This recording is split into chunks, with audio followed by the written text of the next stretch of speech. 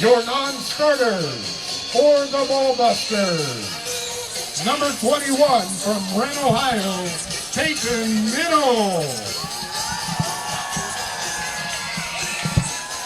Number 22 from Wren, Ohio, Luke Gerardo. Number 23 from Owens Community College, Jaden Utsi.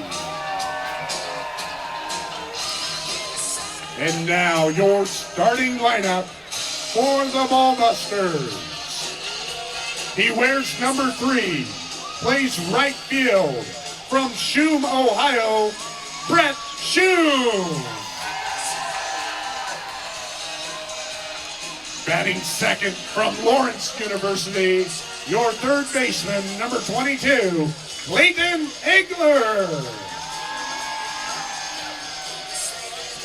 In the 3 spot from Purdue Fort Wayne, your pitcher, number 5, Caden Hurlis. Batting cleanup, he's from Defiance College, playing first base, number 16, Brant Richardson. In the 5 hole for the Ball Busters from Convoy, Ohio, he's your catcher, number 7, Cecil Bora. And completing the starting lineup for the Ball Busters from Crestview High School, your left fielder, number 2, Derek Stark.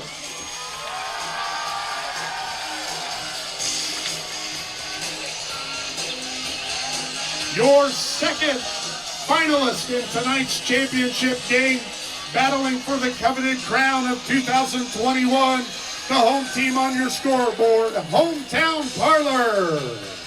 Their returning path to the championship game went through the Whippers, MKS Siding, and Elite 260. Your coach for the Hometown Parlor, Nick Henry. And now your non-starters. Number 23 from Van Wert, Blake Henry. Also from Van Wert High School, number 5, TJ Stoller. Another non-starter for Hometown from Van Wert, Luke Wessel.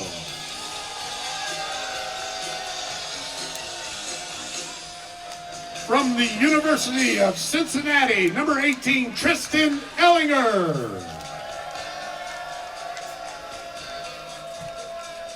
And now let's introduce the starters for Hometown Parlor.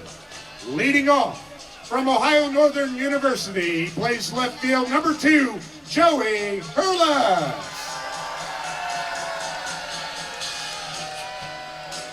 Batting second from Huntington College, he's playing first base, number 12, Sean LaFountain.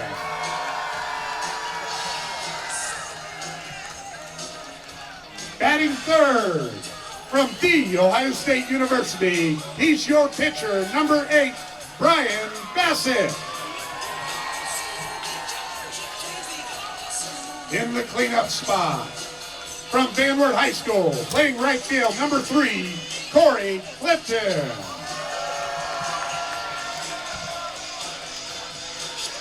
Batting fifth for Hometown Parlor from the OSU, playing third base, number 4, Nathan Bassett. And completing the starting lineup from Findlay University, he's your catcher, number 6, Kyle Scheib. Welcome back to the warehouse. Wren Wiffleball just about underway. The championship match here on WOSN. As part of the pregame festivities, Gabby Emmerich and Austin Sheets singing Amazing Grace, along with Chad Thatcher singing the national anthem, and Dave Bowen joining me in the broadcast position after doing pregame festivities. You don't just do pregame; you're calling this thing pretty much the entire time. So when we're not here, you're up here being the MC, the PA, everything else for this thing. We're having a lot of fun, Patrick. You're right, and again, it is a pleasure. I grew up in the town of Wren. It's always great to give back. Wasn't it Woody Hayes that said, pay it forward? And this is an opportunity for a lot of us on the Wiffle Ball committee to make this happen so people can have memories and we can have a lot of people just enjoy one of the last days of the summer, if you will. The Wren homecoming sort of notes the beginning of the fall a little bit. You try to hang on to those summer days as long as you can. School begins, Friday night football, all good stuff.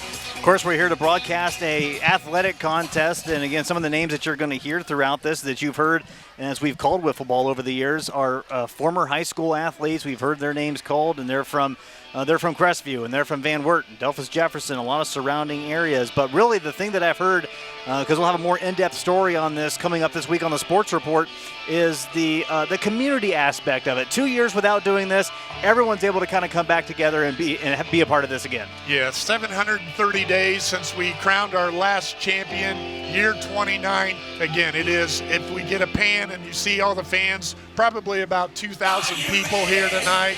And that's what we want. We want to be able to do this. And again, we're going to have a great championship game between two outstanding teams. It sounds like SmackDown's about to start here in Wren.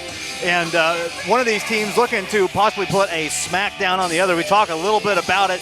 The hometown parlor, formerly the Honey Badgers, they find they're once again in the championship spot, taking on the Busters. And the Busters put it to the Eager Beavers pretty well in the semifinal. I don't know if that's necessarily an upset, but probably that range of victory is probably a little bit of a shock. You're right, Patrick. The Eager Beavers, they were the favorites coming in, defending champions, and the Ball Busters, who are now batting with Brett Shum, they took it to them, and they find themselves in the championship game. So we are underway. The Busters batting first. Again, doing the honors, Brett Shum, number 3, going to play left field, and this is going to be a chopper, a routine. No, they're going to mark him safe. So the person marking that is wearing a Busters shirt. Is that legal?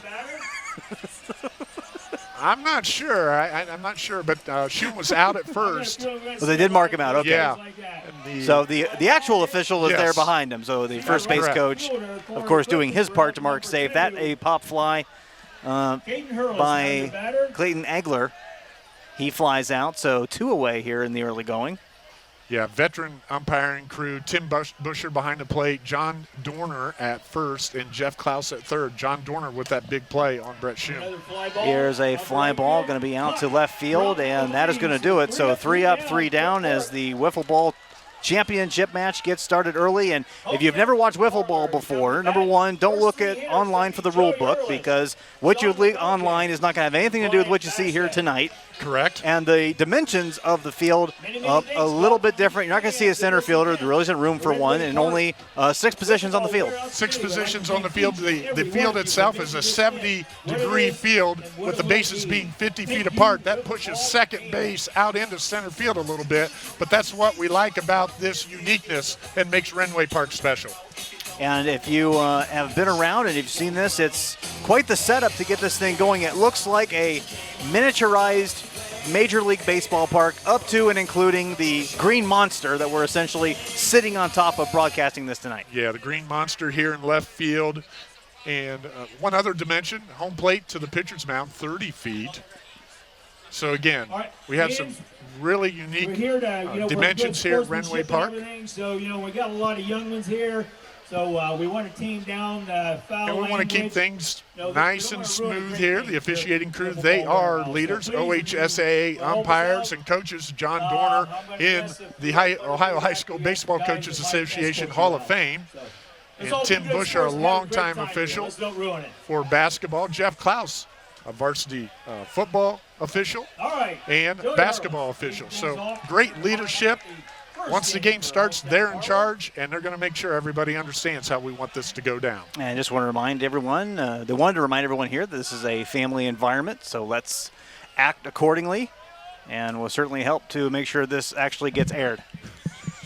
You're right, Patrick. And again, the fans do a great job, and the players do a great job. Sportsmanship, Jamie Davis, the first commissioner, that was something he stressed, and we've held true to that. Joey Hurlis with a nice shot to second base / center field, and he gets on base for the first hit of the night for either team. Hometown Parlor has man on base. And Joey Hurlis starts off in the championship game just like he did in the semis with a hit. Sean LaFountain is going to ground out, but that will advance the runner. Hurlis is going to go to second. So again, if you get a good shot of the field, Hurlis at second. Third base is just a pit stop on the way to home. It's in there tight. We call that the black hole around third base because the ground goes down and swallows a lot of runners because their legs give out on them a little bit. There's a shot to center field. That's going to be an out, and Hurlis is going to advance to third. So a base hit possibly scores a run here early on for HP. Yes, a big at-bat right now for Corey Clifton with Joey Hurlis on third base. So Clifton at the dish, 1 on, 2 out. See if they can get something going here in the bottom half of the first. Going to ground this one's going to hit the pitcher, and the tag is out. Got him at the plate. So a great play by the Busters to end the inning, and nothing on the scoreboard for HP. Yeah, that's the kind of action you see at Renway, Patrick. A bang-bang play going to home plate, and Chandler Hurlis gets the out. So we'll switch sides, and it will go back to the Busters at bat. Still no score after 1 here at Renway Park. Brian Bassett, the pitcher for Hometown Parlor, with the heavy air this year. We've only had 1 home run in the whole tournament, and the wind has blown in for most of the tournament as well. Brian Bassett is the owner of that 1 home run last night. We'd like to have more home run production, but the weather plays a lot as far as that's concerned with a wiffle ball. And that's been the case with the humidity and the wind blowing in, Patrick. And, of course, for anyone who watched the championship game back in 2019, that one ended on a bases loaded. I don't remember if it was bases loaded, but it ended on a home run, 3-run home run by Spencer Rolston to give them the victory. So maybe some foreshadowing there. We'll see. There's a nice catch by the third baseman. Yeah, that 3-run home run, that was a great opportunity for you and I to have a great call. It was a lot of fun. And I hear it every now and then. I was walking down the hallway at school before school started, and some kid had the highlight on his phone playing. I hear my voice, 3-run home run, Spencer Ralston. I couldn't believe it. Nathan Bassett with the nice hands on that last play to get the out. Yeah, Nathan Bassett, if he gets action, he's very good at third base. Again, I've been involved in all of these tournaments up to this point. There's Bassett again, yep, trying to make the play. Sees Boroff getting the single. Didn't come up clean with that one, Patrick, but Nathan Bassett is one of the best third basemen to ever play the game here at Renway. That's saying a lot. And third base is a different animal. Here's a chance for 2 going back, and will not get it. In fact, everyone will be safe, so they'll have 2 on and 1 out. Yep. That was Derek Stout with the single. Yeah, if you look at Stouty there at first base, his shirt, his jersey, it's not white anymore. Top of the lineup now, this is Brent Schum, and Schum going to ground out to first, and that will advance the runners to second and third. So 2 men in scoring position with 2 out for the Busters. A productive out for Brett Schum there. Runners on second and third. Busters looking to make a play. Clayton Egler, double deuces the batter. See if he can find some green out here and bring some runs in. Hometown Parlor saying no, we don't was an out in the first. We are now on the top of the second, and right back to the pitcher. Nice hands there by Brian Bassett till he hits homers, and he fields line drive at the pitching mound. Absolutely, and you have to be able to play defense in the circle there, and Brian Bassett does it to perfection right there. So we'll switch sides and head down to the bottom of the second. Still no score here from Renway, and you know the dimensions being smaller, and of course no one has a glove out there. It's just, obviously, if you have baseball experience, it's going to help you out a little bit, but still kind of a different animal when you're down there. It sure is. Gloves are optional, and when the tournament first started, a lot of players did use gloves, and then as the speed of the game picked up, not enough time to transfer. You got to go barehanded.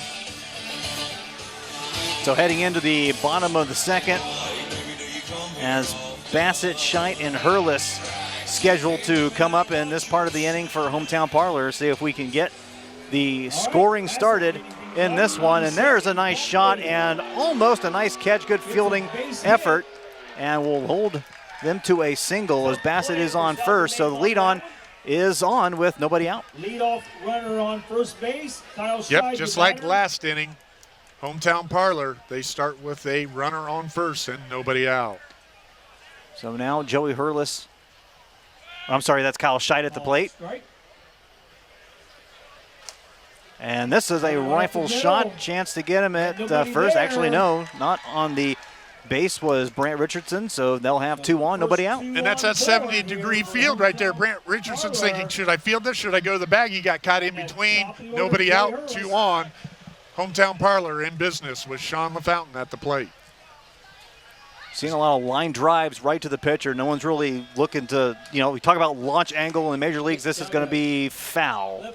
Launch angle and exit velocity, Patrick. Yeah, exactly. Launch angle and exit velocity. Not seeing a lot of that here so far. No, and we are going with closed-in black bats now. And one of the issues that we've had this year is that they are harder, but they're denting the ball a little bit, and the ball is not traveling because of that as well. But sometimes when you hit it and you dent it, it's like a knuckleball out there. It's very difficult to field.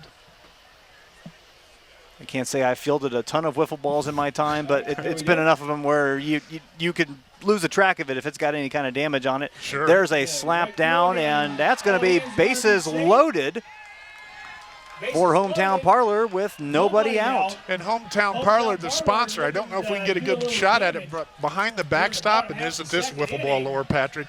Hometown Parlor is a business right behind the backstop here at Renway.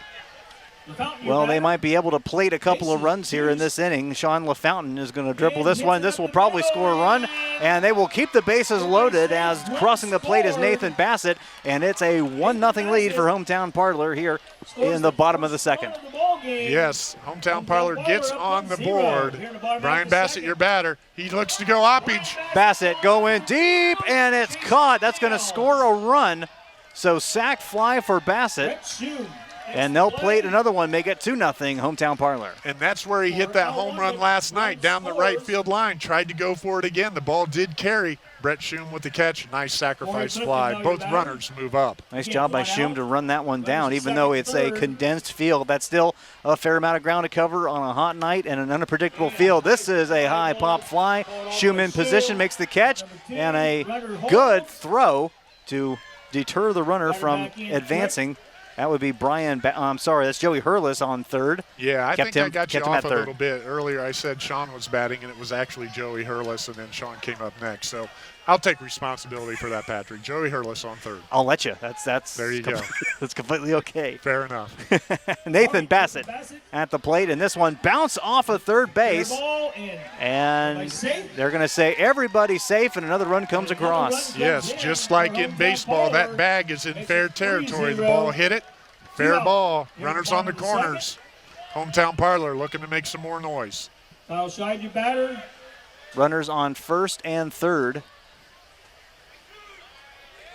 And still nobody out, I believe. A little bit of a jam. And that's foul tipped, and we'll do it again. Wiffle ball here at Renway Park. Any foul tip, a tick of the bat. If the catcher catches it, the batter is out. Doesn't have to go a mandatory 6, 7, 8 feet or anything like that. Scheid at the plate. And he rifles one to left field, and nice catch once again is Brett Schum, and that's going to be the third out, actually. So we'll change over, and putting up a couple runs, 3 to be exact, is Hometown Parlor, and we head to the third inning, and it's 3-0. 3-0. Another feature at Renway Park that we like to execute every 3 years is a Hall of Fame induction. We've had 2. We started our first class back in 16, second class in 19.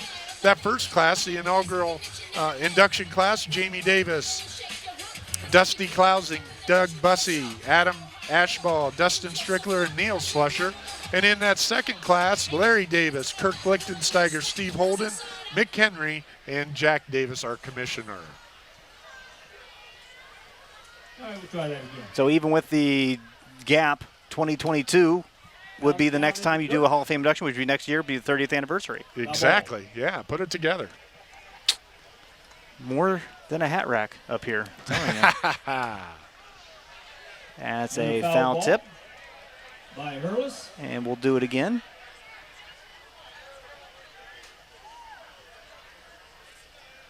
Caden Hurlis And a pop-up. as in, so substitution made, and he's going to fly out to Number right 2. field. Joey Hurlis coming up with the catch, 1 away. No relation between the two. 1 out.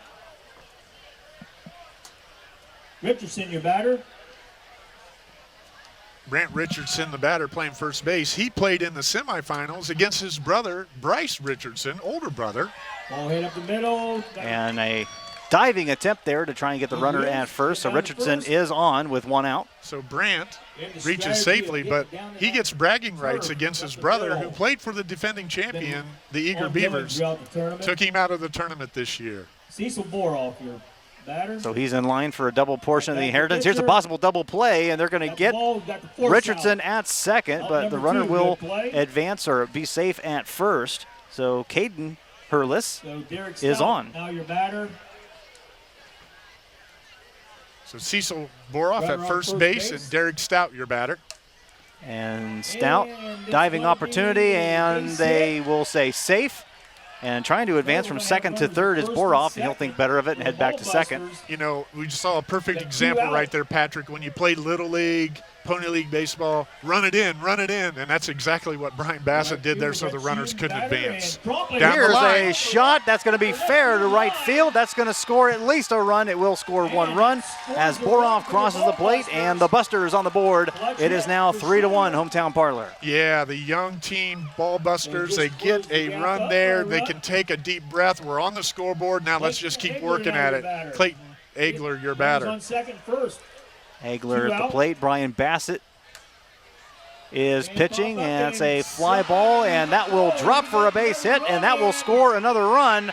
And out at third. Base, but the run does score, Patrick, because the runner crossed the plate before the tag at third. The ball busters pick up 2 in the top of 3. So it's a 3-2 lead now for hometown parlor as we switch and head to the bottom of the third inning. Is this one nip and tuck, and something we've gotten used to in championship games is they're competitive. You don't see a whole lot of blowouts once you get to this particular game in the tournament. Correct. The championship game, it is a blind draw, but yet it seems like the 2 best teams in the tournament find themselves going against each other. A lot of respect, play hard, a lot of bang plays, and that's why we get the outstanding umpiring crew that we get. They're working at their game a little bit, you know. Yeah, and we need them in control, in charge, and they do a great job. So we are ready to start the bottom of the third. The action coming fast and furious here from the warehouse. I believe that's Joey Hurlis, is it not? I believe you're right. Yeah, that's Hurlis at the plate. Right 2. And there's a shot to second base and a nice fielding opportunity there, but marked safe. So Hurlis gets on base to lead off the inning. Great example of that speed and how important that is as a player in this game. Joey Hurlis able to leg that one out. Sean LaFountain, he's fast himself at the plate. Takes a look at his So LaFountain at the plate. And Singled and made it to third in his last at bat. He's just going to slap this one down. It's going to be foul. Yeah, Sean knows. He's a veteran. He's got several championships as a player with MKS Siding and the Honey Badgers and looking to do it now. Knows to hit the ball on the ground. You're going to slap it again, and that's going to be an out, but that will advance Hurlis to second. Moves the runner up. Again, a productive out, Patrick. Whenever you make an out, if you can do something positive with it, moving Hurlis to second gives Bassett a chance to knock him in and get a ribeye steak. So the home run threat of the tournament. He's going to slap this one right back to the pitcher, and that's going to be an out, and not enough to advance Hurlis, so he'll stay at second now with 2 away. All right, out number 2 brings up Corey Clifton. Hurlis out on second base, wanting to take off. And here's a shot to left field, and that's going to be fielded for an out. So we are through 3, and it's a 3-2 lead for hometown parlor. We'll step away, take a quick timeout, be back here on WOSN. Top of the fourth, we're about ready to get underway here from the warehouse. The Wren Wiffleball Championship game here on WOSN. Patrick Hamler, Dave Bowen here with you, and it is an event, certainly a tradition unlike any other. This is the 29th annual wiffle ball championship game, and they got the tag. nice hurdle opportunity there, but still marked out and one away to start the fourth. Yeah, Caden Hurlis tried to get around the fountain. If you do notice first base, we do go with the softball safety base. We implemented that a few years ago. We just had too much contact with a single base, and it has helped out tremendously with these guys sprinting down the first base line. You start thinking, too, you want to put something almost on the pitchers. Here's a line drive to right field, and that's going to drop in for a base hit. But nice fielding there, done by Derek Stout. That by Joey Hurlis, and that's going to hold the runner to a single. Brant Richardson with the long drive to left field. All right, Cecil Boroff, now your batter. You have one out, one Cecil on. Boroff, he's got this golf visor on. He's worn it all kinds of different ways throughout the tournament. I think if he's reaching safely, he keeps it that specific way as long as possible. Nothing like, a little bit of superstition, if you will. Maybe not superstitious, but possibly a little stitious. Here's a possible double play, and nice effort there, but unable to turn the double play or get anything. Now they'll have runners at first and second. Didn't quite work out. With one out, the ball busters threatening again. Down a run. Derek Stout, your batter. 2 on. Go ahead, run on first base. This is going to be a shot to third, possible double play, and a dive at third base, and great play there, and the runner is going to be out. Yeah, Nathan Bassett and Brant Richardson getting after it there in the black hole. Bassett comes out with the win by recording the out. Still runners at first and second. This is going to be a line shot to left field and a play at the plate. Good job there to hold the runner from scoring at third. They're going to have bases loaded, however, and an opportunity to take the lead and maybe blow this one wide open. Yeah, Clayton Nagler, your batter. 2 outs, big at bat here for the Busters, down 1 run. Base hit will score a run, maybe 2. This is going to be slapped. Bassett with some trouble with it, fields it first, and got him to stop the run from crossing the plate. It won't count, and a big out there to stop any more runs from coming across, or any runs from coming across, as we head to the fourth. Still 3-2, hometown parlor. All right. What a play by Brian Bassett to keep the Busters from putting anything on the board in the top of the fourth. And you think you've got something going here, and then just like that, your fortunes change, and another goose egg on the score column. That's sometimes how it works. Yep. We're in the middle of the fourth here, and our scorekeeper, I believe, Jeff Helm at this time, he's going to lead Renway Park in Take Me Out to the Ball Game. We're going to let Jeff roll with it. Great job by Jeff Helm, a la Harry Carey, Patrick, and Jeff Helm. He's a Crestview graduate back in my day, a year behind me in 1985. I didn't know he could sing like that, Patrick. I don't remember him being on key like that in the locker room. You learn something new about people you've known for years. This is how it works. Father of Damian Helm, who was part of Crestview Sports for a number of years, heard his name called on numerous broadcasts on WTLW and WOSN. I thought he was going to do a Harry Carey impression. I was kind of surprised. I thought he was going to bust that out. There's a shot to third base, fielded and thrown out, and one away. One of the few baseball-esque plays that we've seen here tonight. Yeah, and Clayton Nagler's been really good down at third base for the Busters as well. You've got to have a really good third baseman. We're going to see him act again with a play going to his left. The underhand toss to Richardson. That gets shite out, and first 2 batters are down here in the bottom of the fourth. That one crosses the plate for a strike. And this is a shot. Nice play there as Clayton Nagler comes away with that one. And 1-2-3 goes hometown parlor. And we head to the 5th inning, still 3-2 in favor of HP. Clayton Nagler involved in all 3 outs there in the bottom of the fourth. And Cecil Boroff.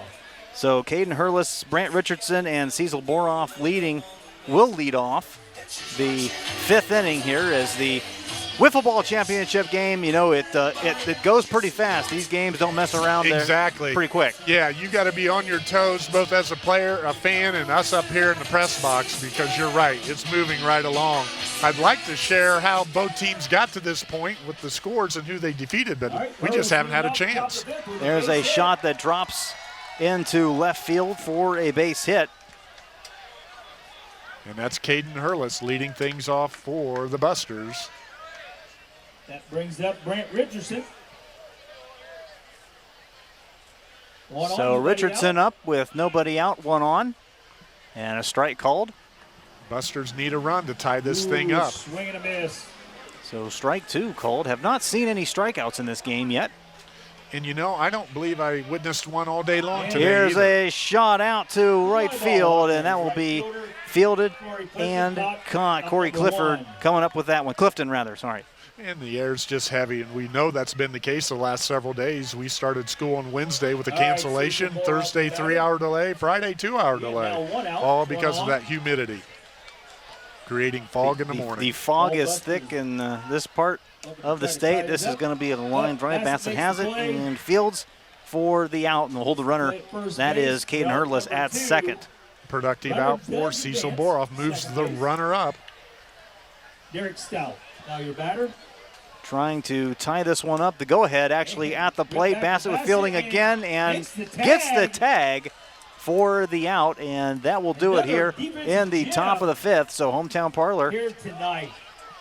holding on. All right, no runs in for the Ball Busters, so we're still 3-2. And they will come to plate at the bottom of the 5th. And we have some more festivities actually right now, Dave. I believe we should have a rendition of God Bless America coming up. Again, the game's happening so fast, we need to make sure the Wiffle Ball Tournament Committee has everybody lined up. And I think that's what the umpires are wondering. We may not quite be ready. But at any rate, we want to share how both teams got here. Hometown Parlor, they defeated the Whiffers, a longtime tournament entry team, 9-5. Then they defeated Powerhouse MKS Siding 3-2 in Donnybrook. And then they took out the upstart Elite 260 11-0 in the Final Four. The Ball Busters, on their side of the ledger, coming out of the bottom of the bracket, they defeated the Long Ballers 6-1. Followed that up with a 6-2 win over the Mud Dogs. And then in the Final Four, they defeated the defending champion, the Eager Beavers, 8-0. So we'll have Gabby Emmerich and Austin Sheets, who sang Amazing Grace earlier, sing God Bless America. I have noticed a lot of different areas trying to get wiffle ball tournaments going, and you know, first of all, good for them. Yes. But nothing quite like Renway. Yeah, and again, it didn't start this way. We started with fence posts and rope, and we announced from an RV parked over by first base. And then we went to the slats in the fencing, you know, the red fencing, and then it just evolved. And when we had... There's a nice diving stop. Nice play there by Brett Schum for the first out. And when we went to lights for the first time around 97, 98, that is when things really started to explode as far as the popularity of the tournament. And here's Bassett, line drive, rounder, and he is out. So 2 quick outs here by the Busters in the bottom of the 5th. The drama and tension is building, a 1-run game. Just what the doctor ordered, Patrick. We are coming up very quickly towards the end of this one, and still a 1-run lead for Hometown Parlor. Corey Clifton, your batter. And Clifton gives this one a shot and fielded by Corey Clifton, and that's going to do it. So we head to the 6th, still 3-2 in favor of Hometown Parlor. For the Ball Busters. As you look around, you see that there aren't really any bleachers. There's no seating in here, but you have people that are just standing all along the lines, all along the fences, and a bunch of kids sitting in the scoreboard. They're helping changing the score after each inning, and it's usually about 2,000 people or so that are here typically on a typical year, and that's what we got here tonight. Yeah, exactly. And those are future wiffle ballers up there at the scoreboard. And actually, Patrick, you just can't see it, but we do have bleachers. It's just that they're full of people. But it is a full house, and there is a base hit. For Bassett. Putting that one in, that's Brett Schum. connecting on that one. So 1 on with nobody out here in the top of the 6th. And this is another slap down, and Bassett having some trouble with it. And there'll be runners on first and second with nobody out. So the Busters threatening here in the top of the 6th. 2 on, nobody out. Brian Bassett slips a little bit there in the circle. Not an error in any way, shape, or form. There are a lot of base hits between home and the pitcher's mound. There's a shot and another slip, and this is going to load the bases. So we talked about the fog and the humidity. It's made the conditions out there just a little slick. Back to back, Joey Hurlis slips there. An outstanding athlete in left field. The Busters look to take advantage of it with Brant Richardson at the plate. Ducks all over the pond, nobody out, and Richardson at the bat. Patrick, I love hearing you say ducks all over the pond. That's a Wren saying. You've been here several years now. We've got you indoctrinated. Bassett with some trouble, play at the plate, and he's out. On the force play. Big time play there. Nice stop, preventing the tying run from crossing the plate. So it'll still be bases loaded with 1 out. That may come back and be a big play. So in this one. the downside for the offense with having ducks on the pond is that there's a play at any plate. Absolutely. Force out there at home. I think Schum thought he didn't tag me. He didn't tag me. Brett's just not realizing, again, it was a force play at home. Yeah. So Cecil Boroff now has the opportunity to try and get a run across the plate for the Busters. And he lines this one out, and a nice catch. Gonna try and double up, and that's gonna score a run as the action coming fast and furious. Thought he was gonna be able to double up Caden Hurlis at second. Meanwhile, the runner at third able to go to the home plate, and we're tied here at Wren. We are tied. A great play by Corey Clifton. Very intelligent thinking there. I can't throw him out of home. Maybe I can get a force at second. And a chance to get the force at second, and they will, so that will do it. But the tying run has been put across, and we're all tied up at 3 as we head to the bottom of the 6th. And it's a little early yet, but last time we were here, we had extra innings. Yeah, exactly. We want that drama, and we don't want to leave. That's what everybody's here for. Let's play extras. Free Wiffleball, although it's free to begin with too. Playing out into the night would not be the first time that we've had a championship game going to extra innings. Of course, the one we did back in 2019 went into extra innings, and I think there was one or before that, I think, also went into extra innings. We've had a couple. Yeah, we have. And just it's so tough. You got to manufacture runs in the championship game, that heavy air that we experience so often in August. It's playing itself out again tonight. Great game unfolding. Bottom of the 6th now, Nathan Bassett at the dish and slapped this one to third base. Fielded, thrown, and safe. Able to beat the throw from Clayton Agler, and there's 1 on, nobody out. Just like any level of baseball or softball, so important to get that leadoff runner on in the late innings, and that's exactly what Hometown Parlor has done here in the bottom of the 6th inning. 1 on, no outs. Here's Kyle Scheidt. Wasn't out his last time at bat. 1 for 3 this evening. And that one fouled back, and everyone having to dive out of the way. We had a lot of fun in pregame festivities. We were able to play an old-timers game. That was a real joy to get out there one more time and just get the feel of the fans on top of you. It was a lot of fun. That one fouled off to the right side, to the left side rather, and you did well. Well, thank you. Thank you. You know, double nickels, I still got it. 55. This is going to be a shot to third to first, and the out will advance the runner, though, as Bassett making second. The real test will be, how do you all feel in the morning? There you go. And again, the main thing is that nobody got hurt, and there were a lot of smiles. The competitive juices want to flow, but we all know why we're out there. Father Time has sent us to the old-timer game. The spirit is willing, but the flesh is weak. That's a fly ball, and that is caught for another out, and the runner will not advance. Still runner in scoring position now, 2 away. And a lot of memories come back looking at these dirty uniforms. That's what it's all about, too. Getting after it, getting dirty. Here is a shot right to the first baseman, making a spectacular catch. Brant Richardson coming away with that one, and that is 3 up, 3 down. We head to the 7th. We'll step away here on WOSN. Hey, the first ever Elida LifeWise 5K takes place on Labor Day morning through the village of Elida. Whether you want to run or walk, this will be a great event that benefits the Sunnydale House operation. Follow the link at WOSN.TV to sign up. Top of the 7th here from Renway, and it starts with an out, and this could be, depending on how this goes, the last inning, or we have extra. We could have extra innings again. The Busters starting the inning with their leadoff hitter, Brett Schum, pops out to first baseman Sean LaFountain. There's a slap to first, and that will be an out. So 2 quick outs here for the Busters in the top of the 7th. And that will bring up Caden Hurlis. Clayton Nagler with the ground out to LaFountain as well. 2 up, 2 down, as you said, Patrick. It's a hitter's game. Get in there and swing the bat.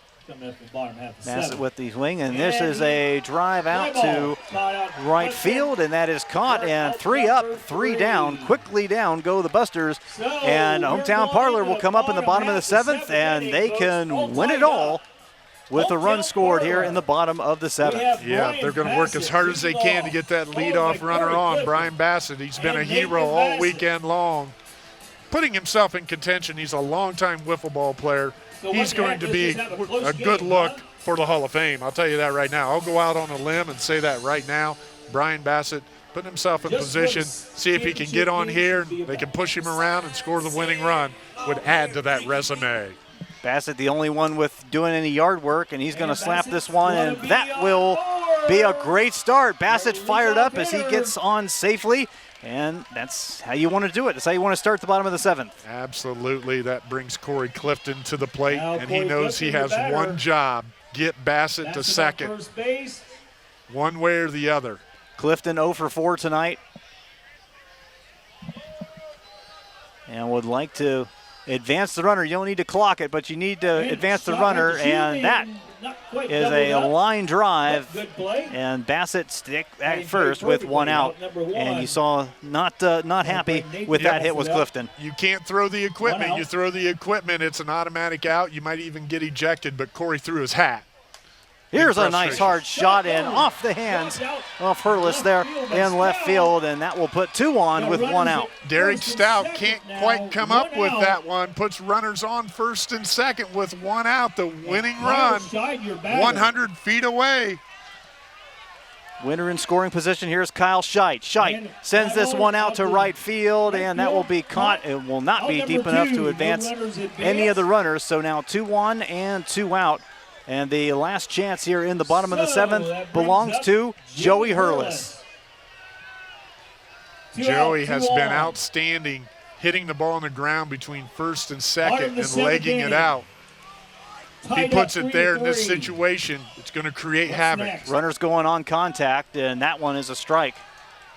And you got to think Bassett will not stop. He will be in motion no matter what, and that one fouled. 0-2, the count now to Hurlis. You're exactly right, Patrick. You want to put pressure on the defense, so I look for Brian Bassett to be very aggressive on anything hit on the ground. Hurlis steps briefly out of the batter's box before readjusting and coming back in. 0-2, that one outside, and a little high as well.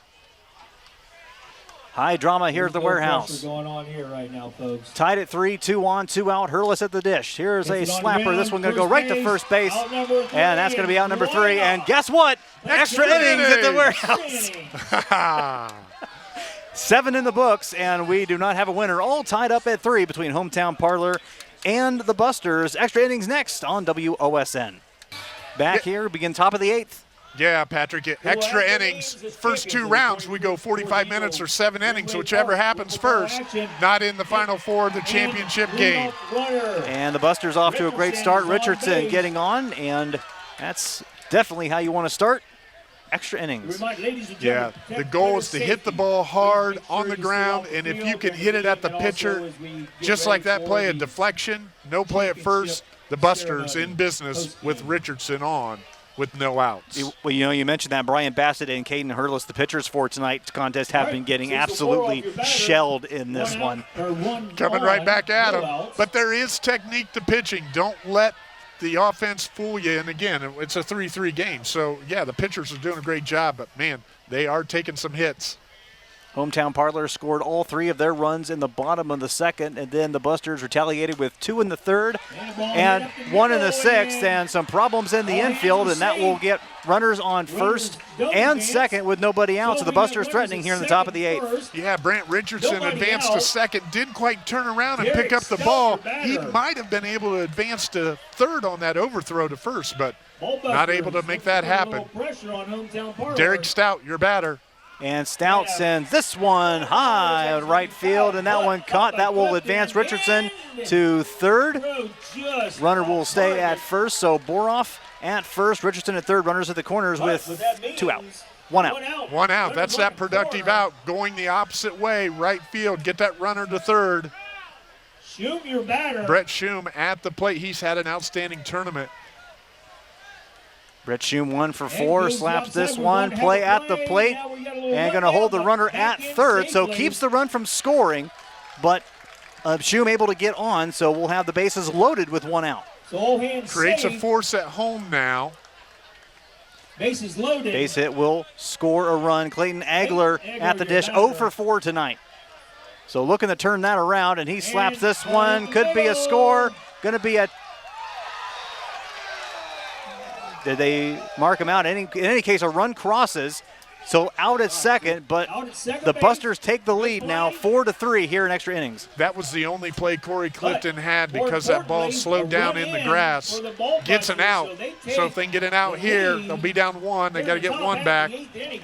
Big at bat again for the Busters. So runners at the corners now with 2 out. Bassett having some trouble, fields Nice that one, play. got it, able to recover and get the third out, but the run is on, so Hometown Parlor needs 1 to send it to extra innings or 2 to claim a championship, and even for as good as these teams are to get to this point, getting 2 runs in the bottom of the inning is a tall order. Yeah, 2 runs, but they got to think about 1 first, Patrick. Just tie this game so we can play another inning, and this leadoff at bat will be absolutely critical. And I believe Sean LaFountain is leading things off. LaFountain, Bassett, and Clifton will come up in this inning. Bottom of the 8th, and the Busters are 3 outs away from claiming the Wiffle Ball Championship for 2021. Hometown Parlor would like to at least extend this to the 9th. Look for LaFountain to chop down hard on the ball, to drive it into the ground like that. And that's exactly what he did. Is he going to beat the throw back behind the back? So nice style points there, but just a little offline, and we'll have a runner on with nobody out.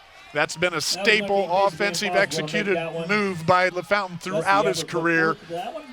Does it to perfection right now to give Hometown Parlor a base runner with no outs. Brian Bassett, your batter. Bassett, the winning run, only guy to hit a home run in the tournament, and he sends one that's going to be foul off to the right field side, and that might have hit a porta potty.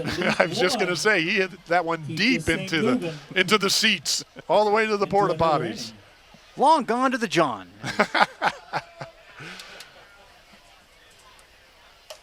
And it's going to slap this one, possible 2. No, just go right to first base. That will advance the runners. So Bassett doing what he needed to do, gets LaFountain to second. Now runner in scoring position with 1 away. Corey Clifton would love to do nothing more than switch places with LaFountain. Drive one down the line, either one, left or right field. Corey has hit some balls down the left field line throughout the tournament, so it's in his repertoire. And you'd have to think on a base hit, you're going to see some aggressive running from LaFountain. If he sees an opportunity to go home, he will take it. And another ball. Hurlis trying to work the corners. This one slapped right up the middle, and that's going to advance LaFountain. He's going to stop at third. So runners at the corners with only 1 away. Yeah, Sean LaFountain, he's not a rookie anymore. He used to be a speedster, played track, ran track, both at the high school and collegiate level. So again, 1 out. Legs are a little tired, but he's on third base. Runners on the corner. So I'll be honest, I hope they score just so we go another inning, Patrick. There you go.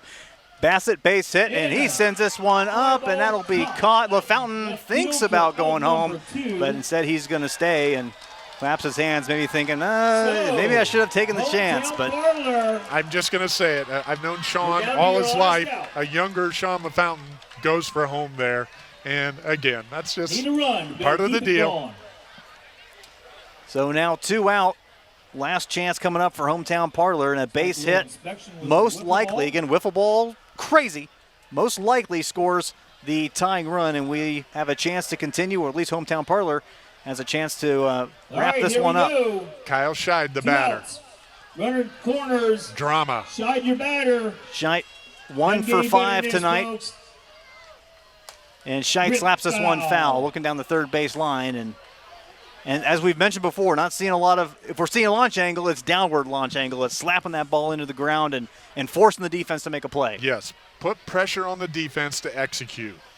And Scheit slaps this Oh, one right to third third base, base. over A makes possible the play. play. Got it! And the Busters are the champs. The Ball Busters do it. They are your 2021 champions, Patrick.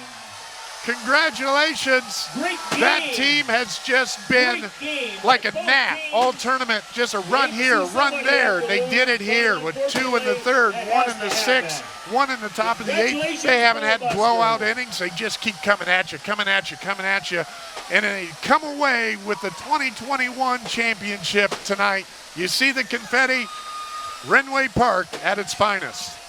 The Busters are your 2021 Renway Tournament champions. They took out the defending champions in the semifinals, and they are the champions here at the end of it. Final score in this one, 4-3. The Busters taking care of Hometown Parlor, and the confetti all over the place is the good game line being assembled there at the pitcher's mound, and the 29th rendition of the Renway Wiffle Ball Championship wrapping up tonight with the Busters coming away with the 4-3 win and the championship. We'll step away for a quick timeout, and we'll continue with the celebration here on WOSN. The Busters celebrating the championship. Lots of great shots, guys diving into the confetti. It's all about the pageantry. We like to do so much in pregame. Well, the postgame festivities, a celebration for the Busters. Like none other. Here's Wren, Ohio. And now they get the trophy. They get the T-shirts. All right.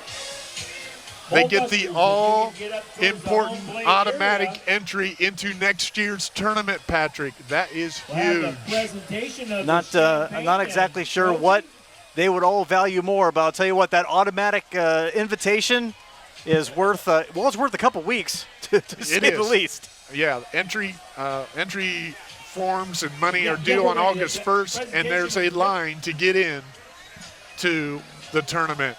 They're automatically in. They All right, don't guys. have to wait around at all, Patrick. Cecil Boroff, Brant Richardson, Caden Hurlis, Clayton Agler, Derek Stout, Brett Schum, the guys on the field, part of the Busters winning I want a nice the hand Wiffle from Ball this guy. Championship as they hold up the trophy.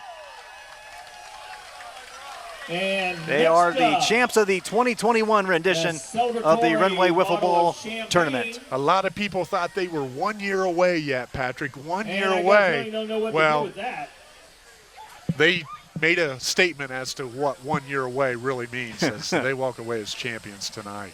1 year away turns out to be this year, They might and the have an Busters idea. Oh, there we go. claim the Oh, crown. yeah, they know what to The do. champagne going off. I've seen how this thing played out before. A scene very familiar to those who have watched the Wiffle Ball Championship over the years wrap up here on WOSN. All right, guys. Now we're going to hand out your championship shirts. So the commissioner, Jack Davis, with First his of all, wife, got Monica, Peyton Niddle. passing out the championship T-shirts. And again, these are coveted. Guys don't wear these just every day. It's a special occasion when you Rono. break out the championship T-shirt, similar to state championship rings. Gordo. The hardware is clothing, so to speak, Hey, apart from the Lucy. trophy, of course. Absolutely. And that's a traveling trophy. They'll get their names on it. The Busters, their Brett first Hume. championship ever. Brant Richardson holding the trophy up Clayton high and now Egler. passing that off to his teammate. Cecil Boroff. Yeah, Cecil Boroff, yep. Caden Hurlis. Caden Hurlis, the pitcher. His dad played for many years in the tournament. Brant Richardson. He's the coach of the Busters, Chandler Hurlis. No, that's an older brother. That's an older brother. Okay, Yep. thank you. Yep. Dad is John. Brant Richardson, his father, Cecil Steve. Boroff. Steve Richardson played in the Old Timers game this evening as a former player. And So Derek trophies Stout and shirts being held aloft as the Busters getting the 2022 and championship Coach shirt. Chandler Hurlas. How about a nice hand for the Still a great crowd on Busters? hand to see the Busters wrap up the championship tournament, winning 4-3 tonight in extra innings, as seems to be our tradition here at Renway. Yep, and one more Guys, tradition. The winning team you know what takes to a do trip here. around the fence line to Queens. opportunity today. We are the champions. Take the walk, take the jog around the outside of the field, or inside right along the fence. Want to keep the inside. So we are the champions. Fires up here from the You warehouse. guys earned it. And they start to take the run, and that is the image 2021 that we want to leave you champion. with. Want to thank our amazing crew for bringing us the championship tonight. Megan Sherrick, Nick Fraley, Lexi Waddle, Zach Keith, Dave Bowen, thank you so very much. Always a pleasure working with you. Absolutely, here at Patrick. Renway. It's great getting you out of the studio and back on the front lines tonight, putting you in front of the crowd. You do a great job with the sports report, Patrick, but it's been a great evening to have you here at Renway Park. It's great doing the sports report, but it's always fun doing some field work. Glad to be out here with you and with everyone as well. That's going to wrap up the 29th Wiffle Ball Championship from Wren, Ohio. On behalf of our entire WOSN staff, I'm Patrick Hamler. Thank you so much for watching. We'll see you next time. And I think you can tell.